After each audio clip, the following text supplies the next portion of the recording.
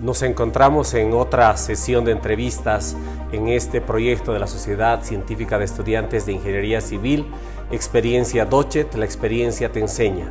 Esta vez, desde el Hotel Parador Santa María, tenemos el honor de entrevistar al ingeniero Fabián Calcaño.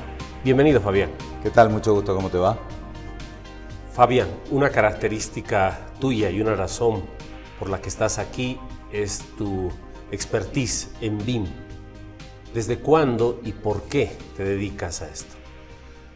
A ver, esto empezó a partir del 2005, 2007 más o menos. La tecnología es anterior, pero había solamente un pequeño grupo de gente de investigación que estaba en estas cosas y esos años son en los que empieza a avanzar. Paralelamente se cruza con un tema personal que yo más o menos cada 5 años cambio lo que hago. Visto de distintas ópticas, o sea, si bien desde el 2007 en adelante estoy haciendo cosas vinculadas con BIM, de cualquier forma en grupos de a 5 años también voy cambiando los roles y las cosas que voy haciendo. ¿Por qué cambiar cada 5 años? La verdad es que yo soy un emprendedor de toda la vida, es lo que siempre me gustó.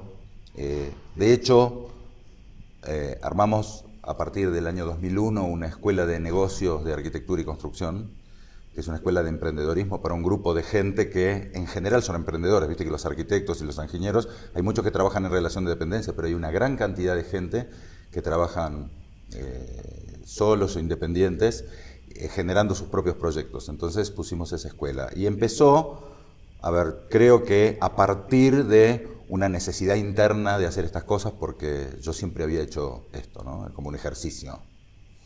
El contacto que esta actividad te ha dado con los profesionales, con los estudiantes, es claro que se da de dos formas, uno virtual y otro presencial. Hablemos primero del contacto presencial. Sí, sí. ¿Por qué Fabián viaja tanto, visita tantas ciudades dando conferencias, como es el caso del día de hoy aquí en Sucre?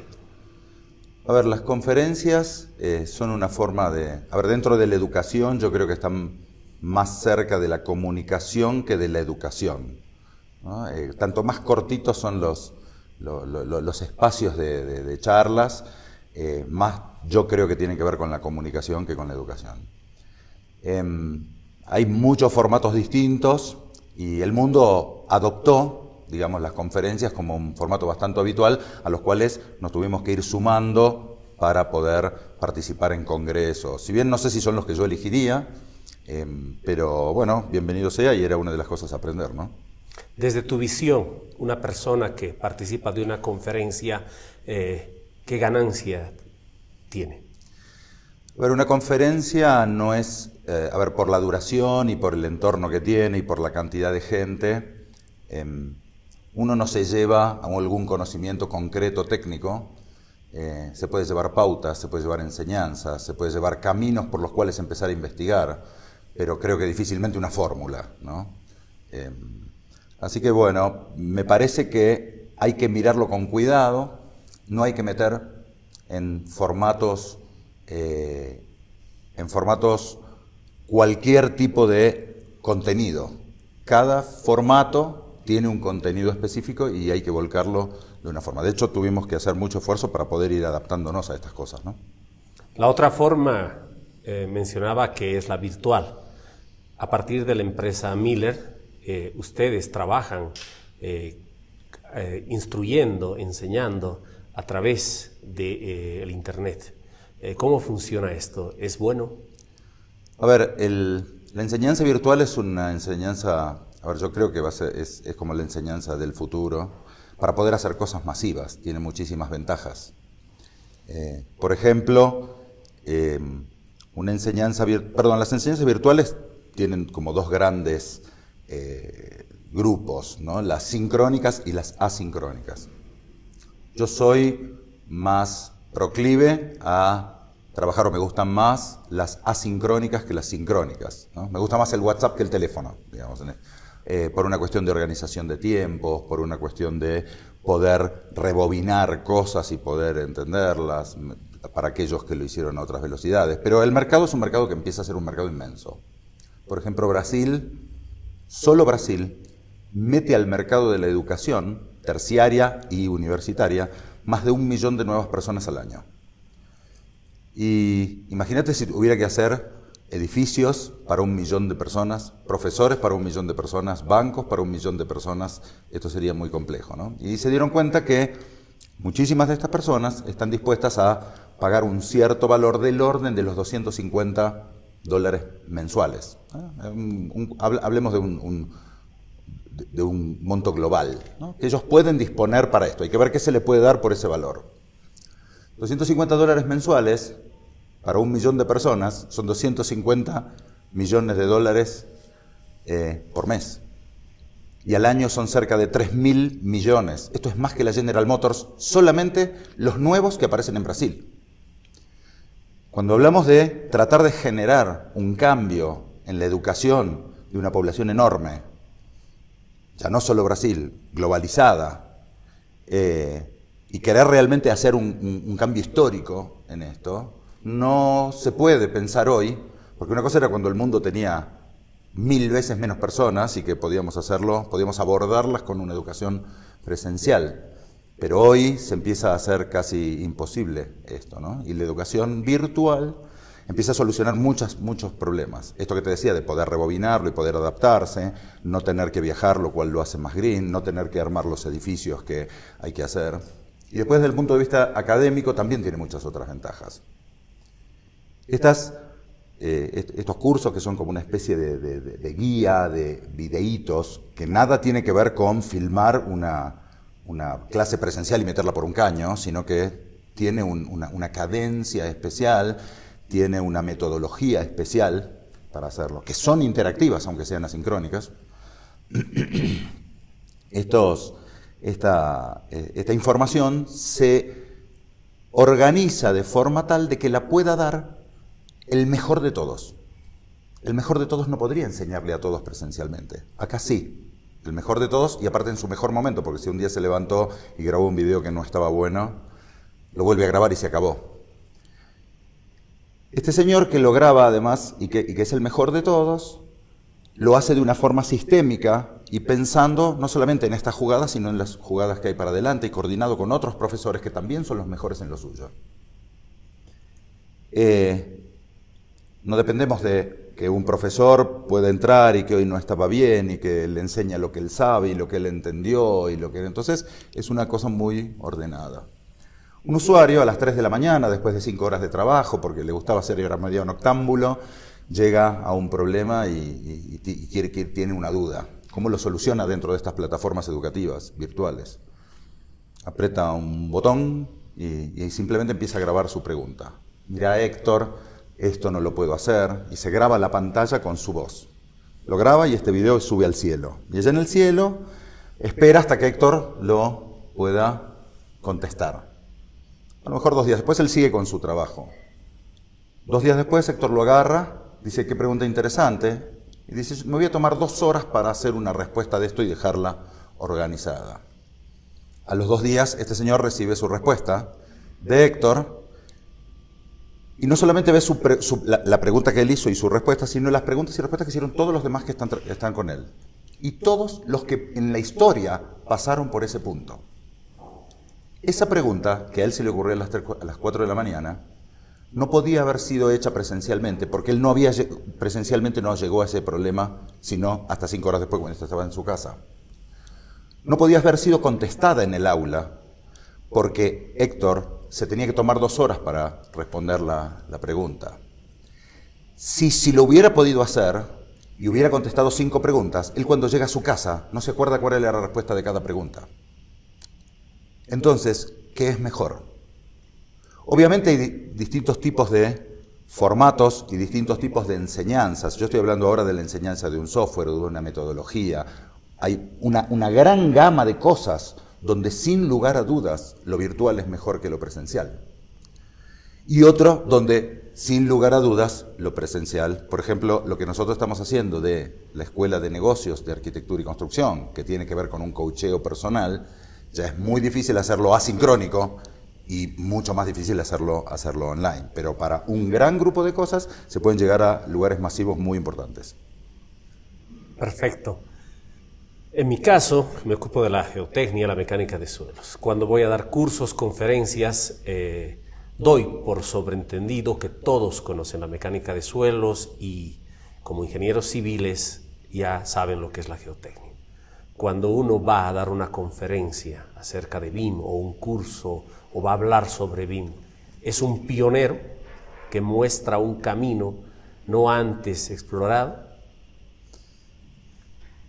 Más o menos, siempre las nuevas tecnologías tienen estas características. O sea, no es una cosa exclusiva del BIM, sino de cada nueva tecnología que aparece.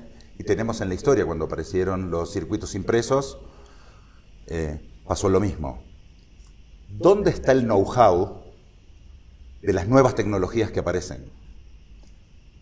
Llegan a las universidades después de que pasan por los grandes consultores, que son exigidos y estresados por empresas multinacionales y globales con altísimas exigencias. ¿Por qué? Porque los profesores todavía no tuvieron esta experiencia y no fueron estresados por ellos, entonces hay como conocimientos teóricos. Después llega en segunda etapa, pero no es algo que yo esté diciendo, sino es algo que se cumple en todas las tecnologías. En esta etapa hay un nivel de penetración, te diría, global. Si tuviéramos a hablar del 100% de los que deberían o que podrían usar BIM, estaremos en el 20%, como un promedio global. Estamos en una etapa muy básica, donde recién entraron los que...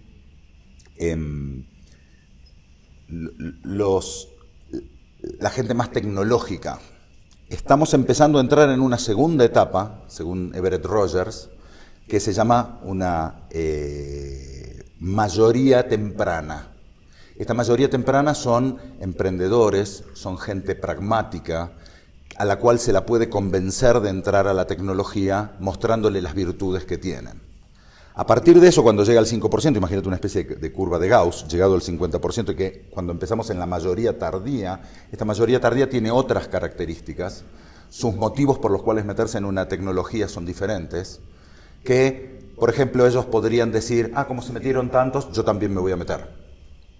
Y esto va avanzando como hasta el 80%, donde queda una cola de rezagados, que son agnósticos, que se meten porque el gobierno sacó una ley, que no les importa que se hayan metido, ¿no? Entonces, hoy estamos entrando a esta mayoría temprana, donde tenemos que empezar a usar los argumentos para ellos. Los que se acercan son los emprendedores, no se acercan los otros.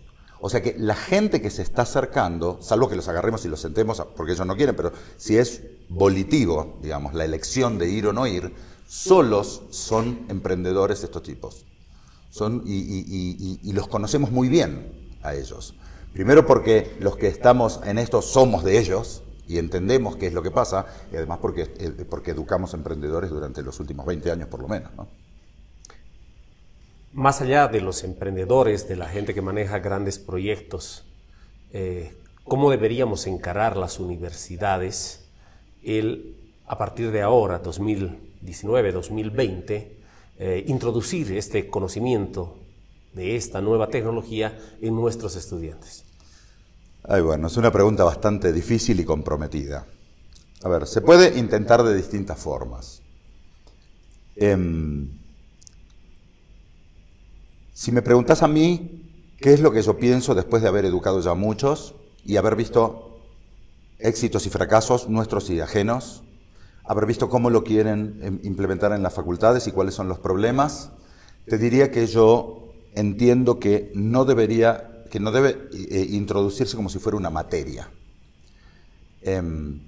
como si fuera materia BIM, sino como un departamento dentro de una universidad que le dé soporte a todas las materias. BIM no es un lugar a donde llegar, BIM es un lugar por donde pasar hacia donde tenemos que llegar. En cambio, diseño es un lugar a donde llegar, construcción es un lugar a donde llegar, cálculo es un lugar a donde llegar, ¿cierto? Ahora, todos ellos pueden disfrutar del BIM porque el BIM no solamente va en la etapa de diseño, sino en construcción y mantenimiento, y esto es muy importante. Ahora, para que esto pueda ocurrir, ese modelo BIM que se hace en diseño tiene que estar hecho de una forma muy especial, porque si yo no lo hago así, simplemente no pasa. Es un BIM, podemos hablar del BIM aguas abajo, es un BIM que intoxica al próximo que viene, que él no lo va a poder usar, ¿no? Un ejemplo que en general usamos es, si yo cuando diseño hago una columna que va de la planta 1 a la planta 4 como si fuera un único elemento, nunca vamos a poder llegar a hacer un avance por plantas en la parte de construcción o saber cuál es el volumen de hormigón del piso 5. Porque esa columna a qué nivel pertenece, no se sabe. Entonces lo que hay que decirle a ese señor es, las columnas las tenemos que hacer por tramos, cómo se van construyendo. Y esto que le estamos diciendo, la suma de todas las cosas que le vamos diciendo, se llama un protocolo. Entonces, ¿qué hay que hacer? La universidad no tiene que hacer un modelo 3D, tiene que hacer un modelo bajo protocolo para que esto después le siga la materia que sigue. Y esto o también bajo protocolo, las cosas que tiene que agregar para que puedan seguir a la materia que sigue. Y los profesores, que son genios y expertos, digamos, en lo que hacen, son Dalí en lo que hacen, no les podemos pedir que además de ser Dalí, sean Beethoven. Sería muy difícil. Entonces, ¿qué hay que hacer? Esta música que se le pone, que es el BIM, hay un departamento que el profesor de diseño enseña diseño y después le dice, por favor, ¿podrían venir los del departamento de BIM a enseñarle a los chicos cómo hacer este modelo en BIM bajo protocolo? Entonces vienen y lo hacen, con las directivas de diseño de un lado y las directivas de BIM del otro. Cuando este modelo pasa a la segunda materia, traen al modelo primero y con las directivas del de construcción, más las directivas del departamento de BIM, que es el que cuida que este modelo pueda seguir, siguen. Entonces es así. Ahora, ¿cómo se financia? Porque no es una materia en general las universidades. Este departamento podría tener a su cargo el modelado BIM para el mantenimiento de toda la universidad y tomar en sus manos lo que es el mantenimiento. Y el mantenimiento hecho con BIM permite pasar de un mantenimiento preventivo de un mantenimiento correctivo a un mantenimiento preventivo y predictivo. Y esto es un inmenso ahorro.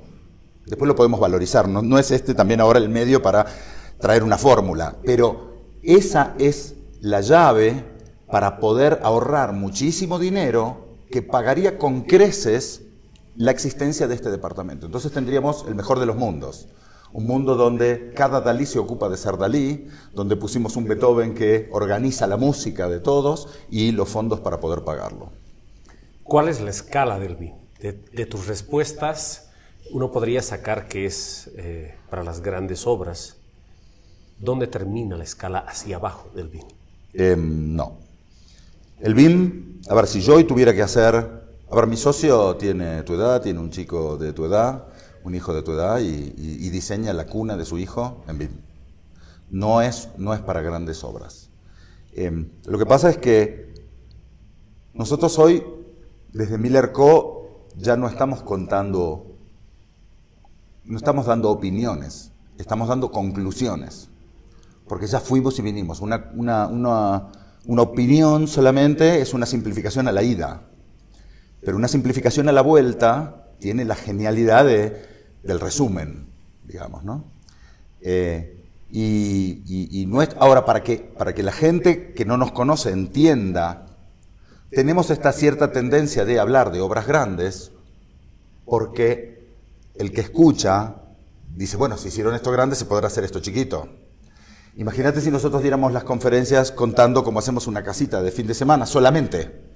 También hay que hacerlo, pero lo que digo es que cuando tenemos una conferencia de 1 hora, tenemos esta problemática, ¿no? Tenemos que decidir en manos de quién morir, digamos, ¿no?